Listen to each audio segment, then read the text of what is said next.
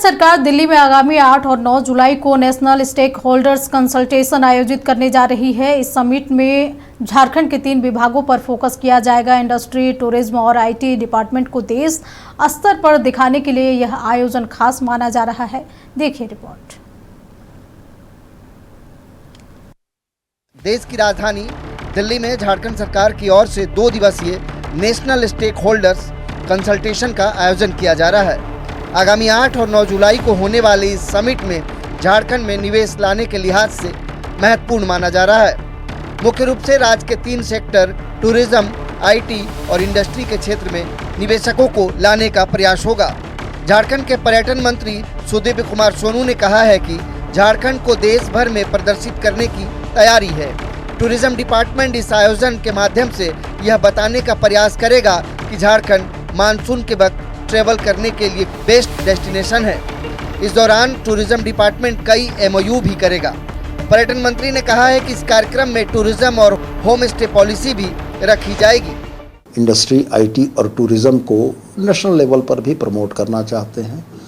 मुख्य रूप से मैं अपने विभाग के बारे में आपको यह कहना चाहूँगा कि माननीय मुख्यमंत्री इस बात से सहमत हैं कि झारखंड को सेफेस्ट मानसून डेस्टिनेशन के तौर पर पिच किया जाना चाहिए, जिसकी शुरुआत हम लोग दिल्ली से करेंगे।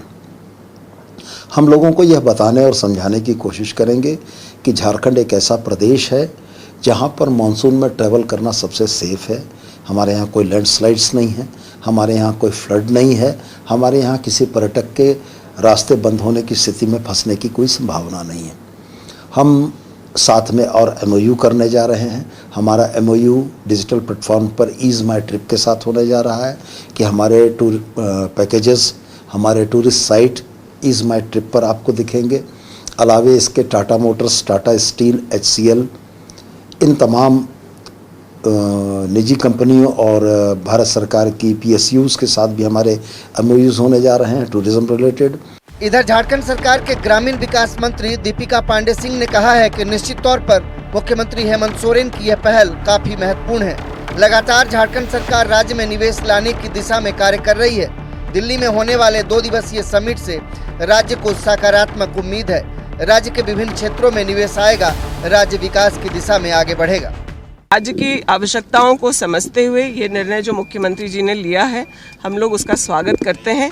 आज ज़रूरी है कि झारखंड में हम लोग देश के अन्य हिस्से से जो हम लोग पार्टनर्स या स्टेक होल्डर्स को एक साथ करके राज्य को एक अगले पायदान पर ले जाने का काम करें। जो बेसिक इंफ्रास्ट्रक्चर की बात हो, यहाँ के लोगों के एम्पावरमेंट की बात हो, उस पर पिछले कार्यकाल में काफ़ी काम हुआ, लेकिन हमारे राज्य को इंडस्ट्री, टूरिज़्म और small and medium scale industries की आवश्यकता है। हमारे समूह में JSLPS की भी जो महिलाएं हैं वो एक एंटरप्राइज तक फॉर्म करने तक पहुंची हैं, लेकिन उन्हें अगर बड़े स्तर पर स्वरोजगार से उद्यमिता की तरफ भी अगर बढ़ना है तो इस तरह की मीट्स का बहुत फ़ायदा राज्य को मिल सकता है। Federation of Jharkhand chamber of commerce and industry के अध्यक्ष आदित्य मल्होत्रा ने कहा है कि सरकार चैम्बर्स के सुझाव को अपने निवेश नीति में शामिल कर रही है। दावोस के बाद दिल्ली में भी समिट के माध्यम से झारखंड के विभिन्न सेक्टरों में निवेश लाने का प्रयास होगा।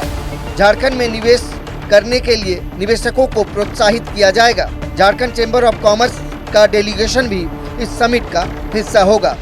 Federation of Jharkhand chamber of commerce की सहभागिता के साथ जो राज्य आज नीति निर्माण की बात कर रहे हैं और दावोस यात्रा के पश्चात जो निवेशक झारखंड में जिन्होंने रुचि ली उनको उसकी ही तैयारी है।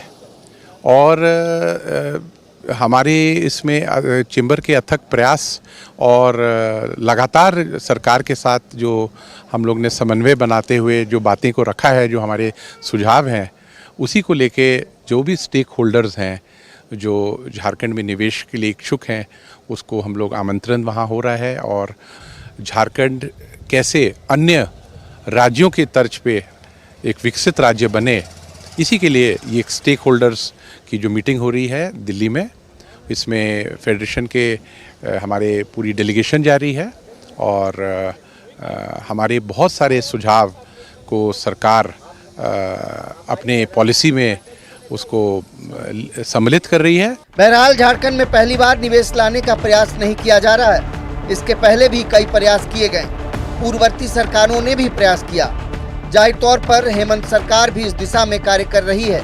यह देखना बहुत महत्वपूर्ण होगा कि क्या वाकई झारखंड में निवेश आएगा, झारखंड की दशा और दिशा बदलेगी। वीडियो जर्नलिस्ट नीरज के साथ नक्षत्र न्यूज के लिए नवीन शर्मा की रिपोर्ट।